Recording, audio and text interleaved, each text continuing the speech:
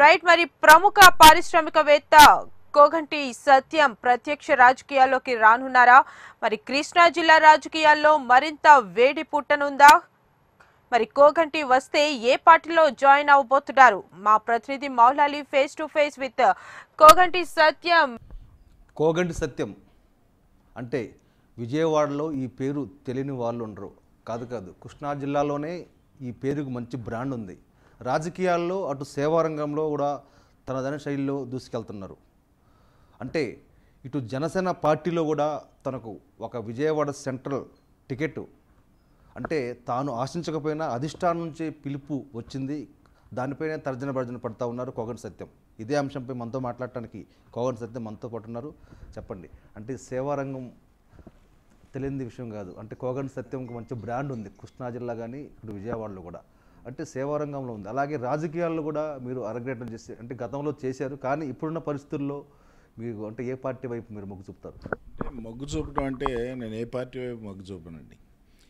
ఇప్పుడు పవన్ కళ్యాణ్ గారు వచ్చేటప్పటికి ఈ దోపిడీ వ్యవస్థ మీద వ్యతిరేకంగా పోరాటం చేస్తున్నారు కాబట్టి ఇప్పుడు ఆ పార్టీ ఈ పార్టీ అని కాకుండా దోపిడీ చేస్తున్నది ఏ పార్టీనైనా సరే వ్యతిరేకిస్తున్నారు కాబట్టి అందులో మా కమ్యూనిస్టులతో కూడా కలిసి ప్రయాణించడానికి సిద్ధంగా ఉన్నారు కాబట్టి మరి మనం నిర్ణయం తీసుకోవాల్సి వస్తుందండి. అది కూడా మరి ఇంకా ఆలోచించాలి. మరి మాకు మరి జిల్లా వ్యాప్తంగా జనాన్ని కూడా పిలిచి వాళ్ళ ఇప్పుడు మనకు ఏ కాడికి కూడా ఫస్ట్ నుంచి కూడా ఎవరినన్నా దుర్మార్గుడు ఉన్నాడు అంటే ఓడించాలంటే ఓడించగలుగుతున్నాం. మొన్న ఎల్లంపల్లి సీన్ ఓడించినట్లుగా, అట్లనే 94లో మరి జయరాజ్ గారిని ఓడించినట్లుగా, అట్లనే మళ్ళీ ఉపేంద్ర గారిని ఓడించి మరి గద్దె రామ్మోహన్ రావుని ఎంపీగా చేసాం 1,00,000 ఓట్ల మెజార్టీతోటి. అట్లా చేయగలిగిన సత్తా ఉన్నప్పుడు మనం ఒకరితోటి వెళ్ళి ఇంకొకరితో కలవటం ఎందుకు అన్నా అని చెప్పేసి అన్నారనుకోండి, మరి చెల్లెమ్మలు అక్కలు చాలామంది వస్తారు. ఆత్మీయ సభ ఒకటి పెడుతున్నాము వాళ్ళందరితోటి. ఆ సభలో నిర్ణయించడం జరుగుతుందండి వాళ్ళ ఉద్దేశాన్ని బట్టి. అంతేగాని నేనేదో ఎమ్మెల్యే అయిపోయి పోటీ చేయాలనే ఉద్దేశం మాత్రం కాదు. కానీ ఈ బోండా ఉమా నాకు సీట్ ఇచ్చారు చంద్రబాబు నాయుడు గారు, ఎవలేదైనా ఎవడన్నా పందెం కడితే 10 కోట్లు పందెం కడితే నేను సిద్ధంగా ఉన్నాను అని చెప్పేసి మొన్న నుంచి వచ్చింది కాబట్టి నేను కూడా నిన్న మొన్న నుంచే దీని మీద ఇంట్రెస్ట్గా తిరగాల్సిన పరిస్థితి ఏర్పడిందండి. కోగంటి సత్యంకు విజయవాడ సెంట్రల్ కాన్స్టిట్యున్సీ సీటు కేటాయిస్తున్నారు జనసేన పార్టీ. అలాగే పవన్ కళ్యాణ్ కూడా కోగంటి సత్యం వైపు చూస్తూ ఉన్నారు. అంటే కృష్ణా జిల్లా రాజకీయాల్లో కూడా కోగంటి సత్యం ఒక అంటే జనసేనలో కీలక పాత్ర పోషించే అవకాశం కూడా ఉందని టాక్ వినిపిస్తుంది. దానిపై ఎలా స్పందిస్తారు? డెఫినెట్లీ అండి. ఈ దోపిడీ వ్యవస్థకు వ్యతిరేకంగా ఓ సీపీని పట్టుకొని క్రేజీ వాళ్ళ ఢిల్లీనే తుడిచేశాడు. ఆ విధంగా డెఫినెట్లీ నేను ఈ దోపిడీ వ్యవస్థకి, ఈ భూ కబ్జాదారులకి, అట్లనే మరి మీరు అందరూ చూశారు గణపతి స్వామినే కబ్జా చేసినటువంటి గుండాలు మరి అట్లాంటి వాటిని తుడిసేయాలంటే అది మనకి తప్పదు. జిల్లా వ్యాప్తంగానే పవన్ కళ్యాణ్ గారికి నేను మరి తోడుగా ఉంటాను. ఎందుకంటే ఆయన ఆ ఉద్దేశాలతో ఉన్నారు. ఏది తాకట్టులో భారతదేశం అనే బుక్ చదవాల్సిన పరిస్థితి వచ్చింది జనం అని చెప్పేసి అన్నారంటేనే నేను ముందే చదివి ఉన్నాను. తరిమెల నాగిరెడ్డి గారు, కామ్రేడ్ తరిమెల నాగిరెడ్డి గారు రాసిన బుక్కు. మరి ఇవాళ మనిషికి 41,000 బాకీ ఉన్నామంటే మనం ఏ దేశంతో వ్యాపారం చేసి నష్టపోయామో చెప్పాల్సిన పరిస్థితి వచ్చింది కాబట్టి పవన్ కళ్యాణ్ గారి సిద్ధాంతాలు మా కమ్యూనిస్ట్ సిద్ధాంతాలతో కొంచెం కలిసి ఉన్నాయి కాబట్టి నేను ఆ ప్రయాణం చేస్తున్నాను. జిల్లా వ్యాప్తంగా కూడా మార్పు తీసుకొస్తాను నేను ఇక్కడ. అలాగే వైసీపీ నాయకులు అంటే వైసీపీ ఇన్ఛార్జ్గా ఉన్నటువంటి వెల్లంపల్లి శ్రీనివాస్ కానీ అలాగే బోండా ఉమా అంటే కూడా కోగంటి సత్యం గిట్టదు అంటే వాళ్ళని ఓడించడానికి కూడా పనిచేస్తూ ఉన్నారని టాక్ ఉంది. దానిపై ఎలా స్పందిస్తారు? అంటే ఓడించడం అంటే ఓడిస్తా, దుర్మార్గుడు అనుకున్న వాళ్ళని ఓడించాల్సిందే, తప్పదు అది. ఎందుకంటే నేను 70 కోట్ల రూపాయలు నేను కానీ పార్టీలు స్క్రాప్ సప్లై చేస్తే నా పార్ట్నర్ అంటే ఈ బోండా అనే కుర్రాడిని నేనే తీసుకొచ్చి నా ఫ్యాక్టరీలో షేర్ ఇచ్చి పెట్టుకుంటే ఈయన బయటకు పోతూ ఒక అతన్ని కలిపెట్టి ఇద్దరు కలిపి దోపిడీ చేసి 70 కోట్లు కాజేశారు. మరి ఆ కాజేసిన సందర్భం నా ఒక్కడే కాదు, స్క్రాప్ సప్లై చేసినాడు మా ఫ్యాక్టరీ ఇన్ఛార్జ్గా ఉండేవాడు రాంప్రసాద్ అని. అంటే ఇతని షేర్ అతను కొనుక్కున్నాడు, పబ్లిక్ షేర్. ఆ సందర్భంలో మరి మేము ఈ ఎల్లంపల్లి సీన్ అప్పుడు ఎమ్మెల్యే, ఈ ఎల్లంపల్లి సీను 25 లక్షలు తీసుకొని నన్ను 13 రోజులు జైల్లో పెట్టించాడు తప్పుడు కేసు పెట్టి. అట్లాంటి సందర్భాల్లో ఓడించాల్సిన పరిస్థితి ఉంది కాబట్టి ఓడించాము. అట్లా 94లో కూడా సీట్ రామారావు గారు మాకు ఇస్తే మరి కొన్ని సమస్యల వల్ల ఆయన ఇవ్వకపోవడం వలన మరి ఎన్టీ రామారావు పార్టీలో పోటీ చేసినటువంటి జయరాజ్ గారిని కూడా అప్పుడు కూడా అలా ఓడించడం జరిగింది.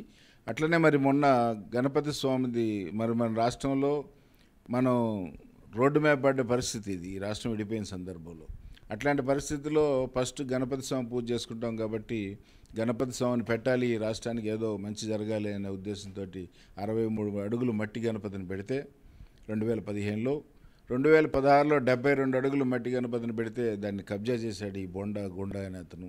కేవలం రౌడీ ముదిలితే కానీ రాజకీయ నాయకుడు అన్నట్లుగా. కానీ ఇతను రాజకీయాల్లోకి వెళ్ళినాక రౌడీగా అయ్యాడు. ఎందుకంటే అంతకుముందు నా దగ్గర పెరిగినప్పుడు మెత్తగా ఉన్నాడు కుర్రాడు, రాజకీయాల్లోకి వెళ్ళినాక రౌడీగా అయ్యాడు.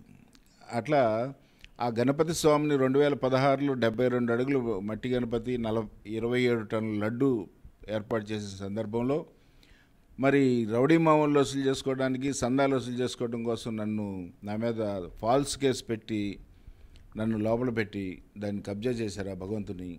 అట్లనే 2017 వచ్చేటప్పటికి మరి అసలు ఏదో జిమ్ఖానా గ్రౌండ్లో ఏదో షో చేశారు, ఒక 2 కోట్ల సందాలు దండుకున్నారు. మరి 2018 వచ్చేటప్పటికి మొన్న పీడబ్ల్యూ గ్రౌండ్లో శంకుస్థాపన చేశారంటే నేను చాలా హ్యాపీగా ఫీల్ అయ్యా. ఎందుకంటే మన రాష్ట్రంలో కంటిన్యూ అవుతుంది. ఖైరతాబాద్లో 64 సంవత్సరాల మట్టి ఒకే కుటుంబం చేస్తుంటే మన సన్నాసులు 1 సంవత్సరం 2 సంవత్సరాల్లోనే తండుకొని ఇలా తయారయ్యారు. కానీ ఈ సంవత్సరం బాగుంటుంది పీడబ్ల్యూ గ్రౌండ్లో అని చెప్పి అనుకున్నాను.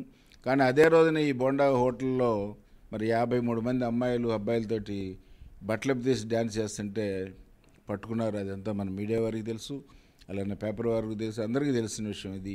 ప్రజలందరూ చూస్తున్నారు ఏంటి తప్పుడు పని ఏంటి అని చెప్పేసి. కనుక క్యాన్సిల్ చేశారు. క్యాన్సిల్ చేశారంటే దీంట్లో పొలిటీషియన్స్ రకరకాల ఎత్తుగాళ్ళు ఉంటాయి. ఇప్పుడు గణపతి స్వామిని పెడితే 1 కోటి 1.5 కోటి 2 కోట్లు కాజేశారు పోయిన సంవత్సరం. ఈ సంవత్సరం కూడా పెడితే అదే 2 కోట్లు వస్తాయి. కానీ రేపు ఎలక్షన్స్ ద్వారా ఎలక్షన్లో సందాలు అయితే 5 కోట్లు 10 కోట్లు కాజేయచ్చు అనే ఉద్దేశంతో ఈ బొండా వెనకమాల ఉండే ఇలా ఏమైనా క్యాన్సిల్ చేయించాడేమోనని కూడా నాకు అనుమానం. అదండి. అంటే జనసేన పార్టీ అధికారంలోకి వస్తుందని భావిస్తున్నారా? అధికారంలోకి వచ్చినా రాకపోయినా కానీ జనసేన పార్టీ అనేది ఒక్కసారిగా రాదు. జనంలో తిరుగుబాటు. ఇప్పుడు 99% ఓటింగ్ పోల్ చేపిస్తాను నేను ప్రతి ఎలక్షన్లో కూడా యానంలో, అలా పాండిచేరి యానంలో. అట్లా మనకు కూడా 90% ఓటింగ్ పోల్ అయితే డెఫినెట్లీ సీఎం అవుతాడు పవన్ కళ్యాణ్ గారు. అవ్వని పక్షంలో కనీసం ఇప్పుడు కర్ణాటక గవర్నమెంట్లో ఏ విధంగా ఎవరిని డిసైడ్ చేయాలా అనే డిసైడింగ్లోన ఉంటారు పవన్ కళ్యాణ్ గారు అని నేను భావిస్తున్నాను. అంటే ఇప్పటివరకు చూసుకున్నట్టయితే కృష్ణా జిల్లాలో జనసేన పార్టీకు ఒక కీలకమైన నేత ఎవరు లేరు. అంటే రాబోయే రోజుల్లో మీరు ఆ పాత్ర పోషిస్తారా? ఎన్టీ రామారావు టైంలో ఎవరున్నారండి, ఆయన అప్పటికప్పుడు వేశారు. అట్లనే తిరుగుబాటు వచ్చేటప్పటికి దీంట్లో ఎవరు ఉండాల్సిన అవసరం లేదు, ఉండకుండానే వస్తుంది తిరుగుబాటు అనేది. ఈ ఆకలి మంటలు, ఈ దోపిడీ వ్యవస్థ, కార్పొరేటర్లు ఇల్లు కడుతుంటే దోషేస్తున్నారు, దాంట్లో వాటాలు ఎమ్మెల్యేలకి 1200 ఇల్లు ఎమ్మెల్యేలు కోటాల కింద ఇస్తే మరి ఒక్కొక్కరు బొండవమా 2 లక్షల చొప్పున అమ్ముకున్నాడని చెప్పేసి అనుకుంటుంటే ఎవరో కార్పొరేటర్ భార్య కూడా కంప్లైంట్ ఇచ్చింది. మరి ఏది వాళ్ళ అధికార పార్టీ కార్పొరేటర్ భార్యనే కంప్లైంట్ ఇచ్చింది. అలానే మరి జలీల్ ఖాన్ 1.5 2 లక్షలు అమ్ముకుంటున్నాడు అని చెప్పేసి జనం అందరికీ తెలిసిన విషయం అది. ఆ విధంగా రౌడీ మామూలులాగా రాజకీయ నాయకులకు కూడా కోటాలు ఏంటండి అసలు. అందుకని జనం ఎదురు తిరుగుతారేమోననే ఉద్దేశంతో ఆ విధమైన మార్పు తిరుగుబాటు వస్తే పవన్ కళ్యాణ్ గారు సీఎం అవుతారు. లేకపోతే ఎవరిని సీఎం చేయాలనే డిసైడింగ్ పాత్రలో మాత్రం ఆయన ఉంటారని చెప్పేసి నేను అనుకుంటున్నాను అండి. అంటే ప్రత్యేకంగా బోండామా గురించి ప్రస్తావించారు కాబట్టి చెప్తా ఉన్నాం. అంటే బోండామా అంటే కోగంటి సత్యం రౌడీ షీటర్ నన్ను ప్రస్తావించి మాట్లాడే హక్కు అతను లేదని చెప్పి చెప్తా ఉన్నాడు. దానిపై ఎలా మీరు మాట్లాడతారు? రౌడీ షీట్ అనేది కావాలని చెప్పేసి బోండామా మీద నా మీద ఇద్దరి మీద కూడా పెట్టారు. ఆ రోజున కేవీ రామారావు సురేంద్రబాబు గారు కాళ్ళు పట్టించాడు ఈ బోండామాని తీసుకుని వెళ్ళి. కానీ నేను కమ్యూనిస్టుని కాబట్టి, నేను తప్పు చేయను కాబట్టి, నేను ఎవరి కాళ్ళు పట్టుకోవాల్సిన అవసరం లేదు కాబట్టి ఆ రోజు నా మీద షీట్ ఓపెన్ చేశారు తప్ప నేను రౌడీని కాదనేది ప్రజలందరికీ తెలుసు.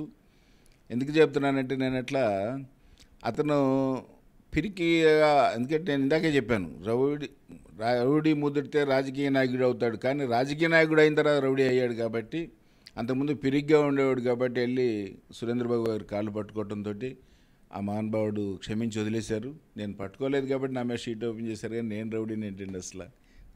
రాబోయే రోజుల్లో కూడా మీరు ఎలాంటి సేవా కార్యక్రమాలు చేయబోతా ఉన్నారు, అలాగే జనసేనలో మీ పాత్ర ఏ విధంగా ఉండబోతుంది? అంటే రాబోయే రోజులు కాదు, మేము 50-60 సంవత్సరాల మట్టి మా అన్నదమ్ములు అందరం కూడా పేదరికం నుంచి ఈ 6 టౌన్ పోలీస్ స్టేషన్ కింద ఒక పాక ఉండేది మా చెట్టు కింద. అప్పటి నుంచి కూడా అందరూ నలుగురు బ్రదర్స్ కూడా కమ్యూనిస్ట్ పార్టీల్లో ఉన్నాం కాబట్టి అప్పటి నుంచి కూడా దాన ధర్మాలు అనేది మాకు మొదటి నుంచి కూడా 10 రూపాయలు సంపాదిస్తే దాంట్లో 1 రూపాయి అన్న పేదవాళ్ళకి ఇవ్వాలనే ఉద్దేశంతో అప్పటి నుంచి ఉన్నాయి మా దాన ధర్మాలు ఇవన్నీ. ఇక మీరు అడిగినట్టుగా పవన్ కళ్యాణ్ గారి దాంట్లో మీ పాత్ర ఏంటని అంటున్నారు కాబట్టి, ఇంకా నేను పవన్ కళ్యాణ్ గారిని నేను కలవలేదు, కలిసి ఆయన ఏ పాత్ర ఇస్తే ఆ పాత్ర నేను తీసుకోవడానికి సిద్ధంగా ఉన్నానండి. అంటే మీకు విజయవాడ సెంట్రల్ టికెట్ కేటాయిస్తే పోటీ చేస్తారా? కేటాయిస్తే పోటీ చేస్తానండి. ఇప్పుడు ఏంటంటే ఇవాళ ఇందాక తెలిసిన న్యూస్ ఏంటంటే, నాకు పవన్ కళ్యాణ్ గారు ఇంకా మీతో మాట్లాడలేదు కదా, మా పార్టీలో రండి అని చెప్పేసి వైఎస్ఆర్ పార్టీ వాళ్ళు అడగటం జరిగింది, సెంట్రల్ సీట్ ఇస్తామని చెప్పేసి. అసలు ఏదైనా ముందు నేను నా అభిమానులు, నా అన్నలు, చెల్లెళ్ళు, అక్కలు, మరి నాకు నేనంటే ప్రాణాలు ఇచ్చే ఆ ప్రజల అభిప్రాయాన్ని తీసుకోకుండా నేను ఏది నిర్ణయించుకోలేదండి.